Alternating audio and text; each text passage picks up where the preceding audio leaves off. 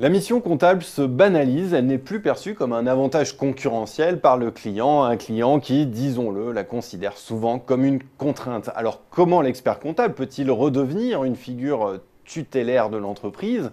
Eh bien la réponse passe sans doute par la technologie numérique. Bonjour Philippe Gattet. Bonjour. Vous êtes directeur d'études Xerfi Precepta. Alors première question, quel est aujourd'hui l'impact de la révolution numérique sur les missions comptables?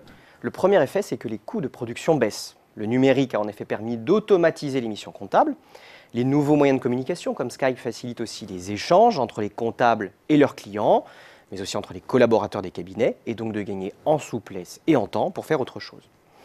Mais il faut aussi souligner que la moyenne d'âge des experts comptables dépasse 51 ans, ce qui ralentit la diffusion des technologies dans les cabinets. Cette baisse des coûts de production, est-ce qu'elle se répercute sur les prix?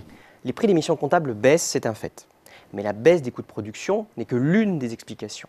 L'essor du numérique a aussi renforcé la concurrence sur fond de banalisation des missions comptables.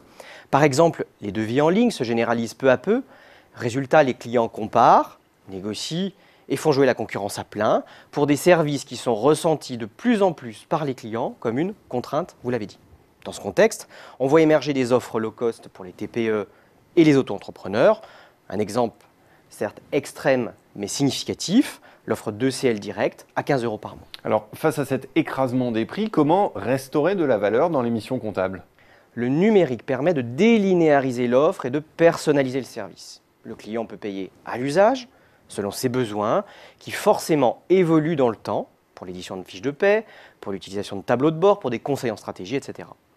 On pourrait même imaginer l'émergence d'un modèle freemium, avec des missions comptables gratuites, couplées à cette dimension payante d'accompagnement du client. Ce que vous voulez dire en imaginant ce modèle freemium, c'est que tout reste à inventer dans le secteur? Oui, les cabinets prennent de plus en plus des allures de plateforme avec leurs nombreux clients et leur site internet, je pense ici aux plus gros réseaux. Face aux impératifs de différenciation, il ne serait pas impensable qu'ils aillent jusqu'à se muer en facilitateurs d'affaires entre leurs clients. Les experts comptables pourraient ainsi chercher des financements, négocier des contrats, voire trouver des clients pour leurs clients. Ce serait une révolution pour le métier. Oui, mais il ne faut pas oublier que tout l'écosystème est en phase de recomposition. Il y a en fait un risque lié à la diversification, c'est de se retrouver en face de sociétés de conseil, de cabinets de recrutement, de SS2I, d'éditeurs de logiciels, de banques, d'assurances, qui ne vont pas se laisser faire.